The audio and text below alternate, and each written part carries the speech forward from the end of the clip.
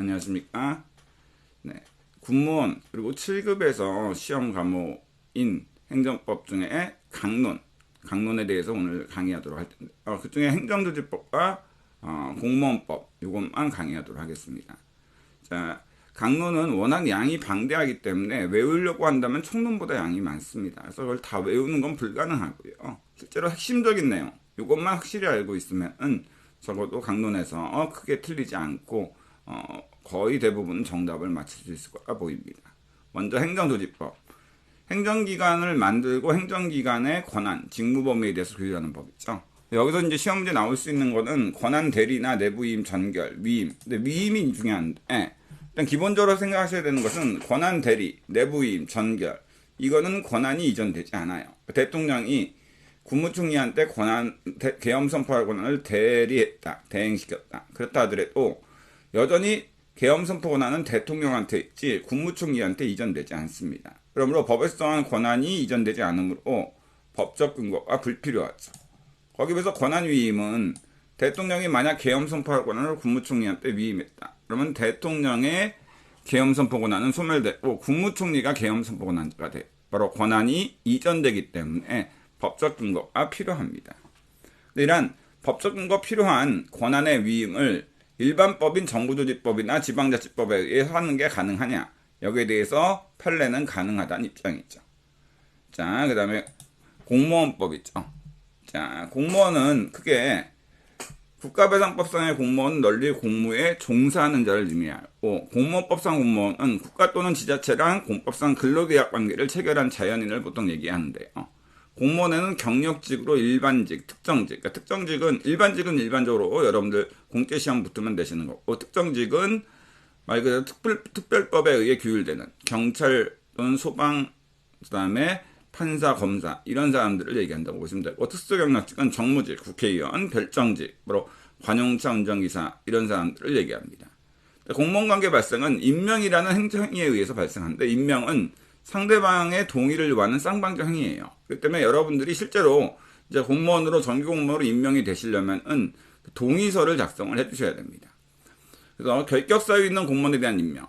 그러니까 공무원에 대해서 공무원이 될 수 없는 결격 사유가 국가공무원법이나 지방공무원법에 나와 있는데, 이 결격 사유 있는 공무원에 대한 임명에 대해서 판례는 무효라고 봐요.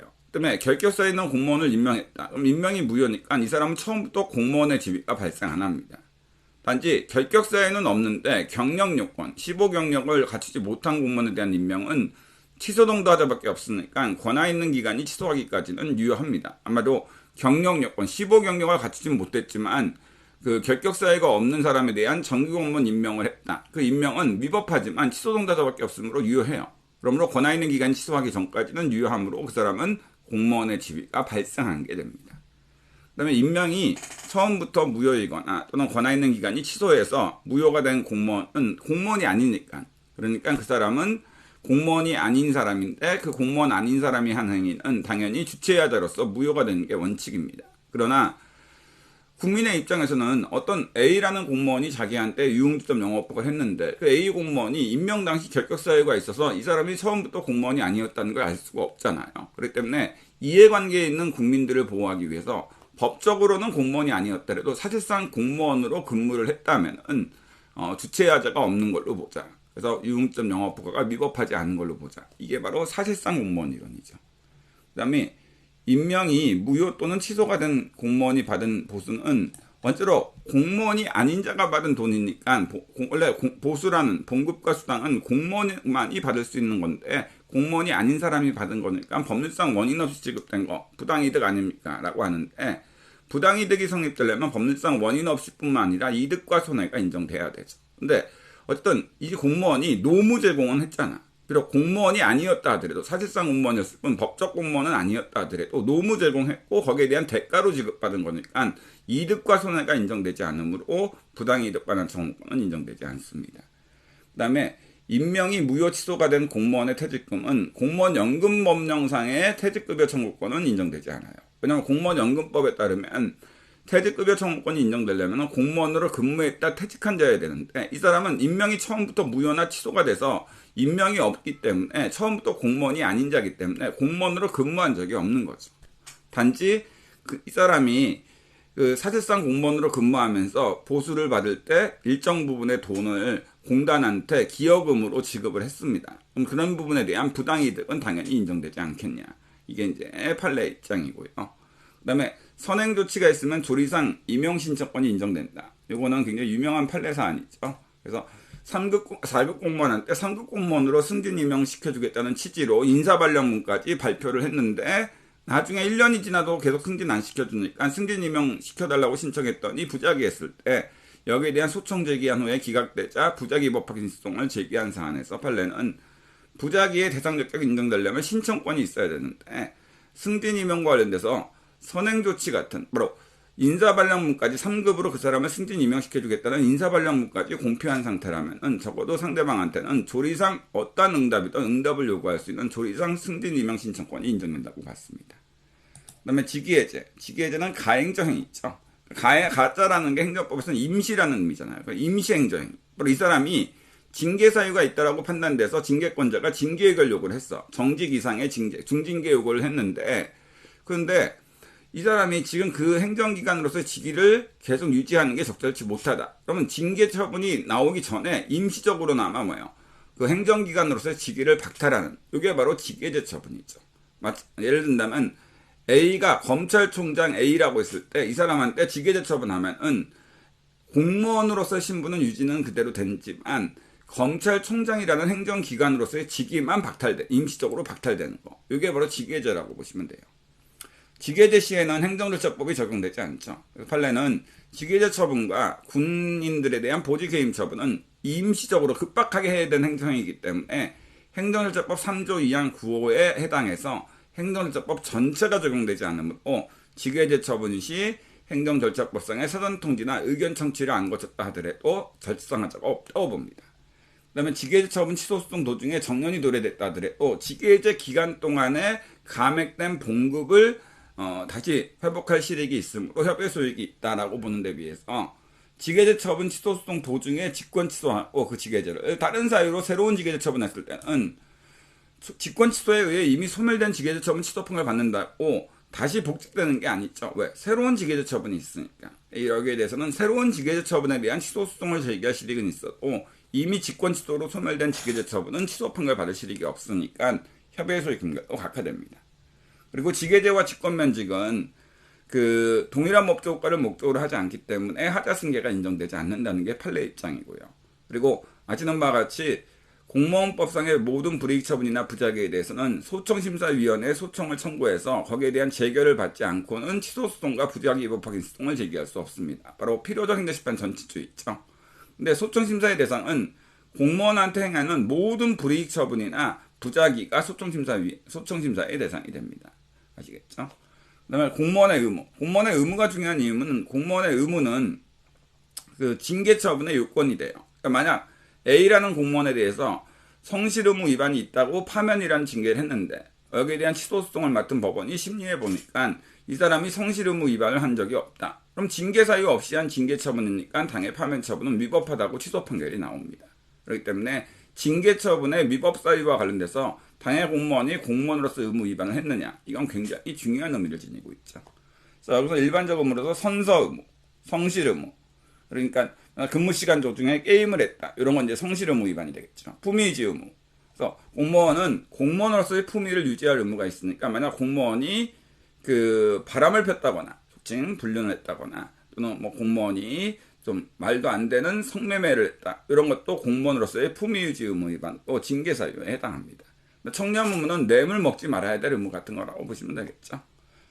직무상 의무로서 법령 준수 의무가 있고 그 다음에 복종 의무가 있는데 복종 의무가 많이 출제가 되는데 공무원은 수석 상관의 직무상 명령에 복종해야 되는데 중요한 거는 이 직무상 명령이 위법한 경우, 한마디로 A라는 공무원한테 상관이 제 고문 좀 해라, 고문하라는 명령을 내렸을 때 이것이 과연 복종 의무를 발생시키느냐라고 했을 때 판례는 그 직무상 명령의 위법이 객관적으로 명백한 경우, 직무상 명령의 위법이 객관적으로 명백한 경우에는 복종 의무를 발생시키지 않는다. 그러므로 고문을 하라는 직무상 명령에 대해서는 오히려 복종을 거부해야 될 의무가 있다고 보시면 돼요.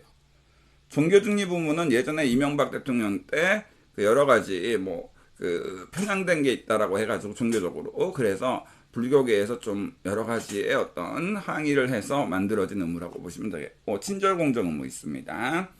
그 다음에 직무의 전념을 보장하기 위한 임무로 직장이탈 금지 의무. 여러분들은 소속사 간의 허가 또는 정당한 사유가 없는 한 그 직장을 이탈하지 말아야 될 의무가 있습니다. 그 다음에 영리 업무 금지 의무 및 겸직 금지 의무 했을 때 영리 업무가 특히나 이제 자주 나오긴 하는데요. 그 영리 업무는 공무원이 돈 버는 거를 금지하는 건 아니에요. 영리 업무에 종사하는 걸 금지하는 겁니다.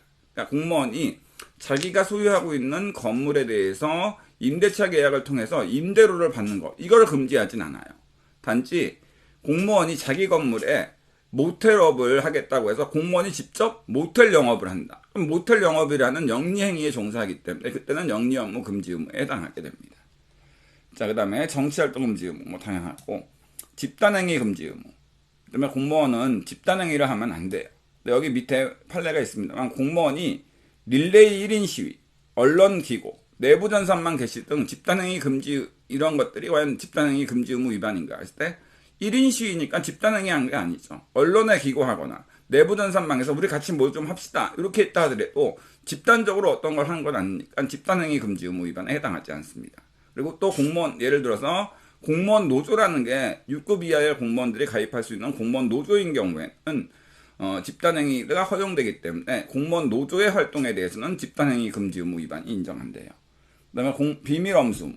당연히 공무원은 직무상 지득한, 직무상 얻어낸 비밀을 엄수해야 될 의무가 있는데 이때 비밀의 개념은 판례는 실질서로 도장이 대외비 1급, 2급, 3급 형식적으로 찍혔는가와 상관없이 그 정보가 바로 공개 누설됐을 때 국가안전보장을 해치거나 사회질서를 혼란하게 만든다. 이러한 경우에는 비밀에 해당하지만 아무리 도장이 찍힌 정보라도 그것이 국가안전보장이나 사회질서를 위태롭게 하는 정보가 아니면은 비밀엄수의 비밀에 해당하지 않으므로 그걸 누설했더라도 비밀엄수 의무 위반이 아닙니다. 그래서 감사관, 이문옥 감사관이라는 아주 유명하신 분이 기업의 비업무용 부동산 보유 실태 보고서라는 것을 누설했을 때 그 보고서는 대외비라는 도장이 찍혀 있긴 하지만 그것이 공개된다고 해서 국가 안전보장 해칠 위험도 없고 그다음에 사회질서가 위태롭게 되는 것도 아니죠. 왜?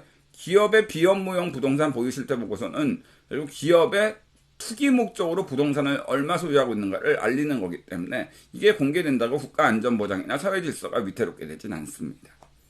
그다음에 공무원의 징계 책임, 징계를 받을 책임인데 이러한 징계 책임은 공무원으로서 의무 위반만 있으면 되지 의무 위반한데 고의가실이 필요하진 않아요. 아시겠죠?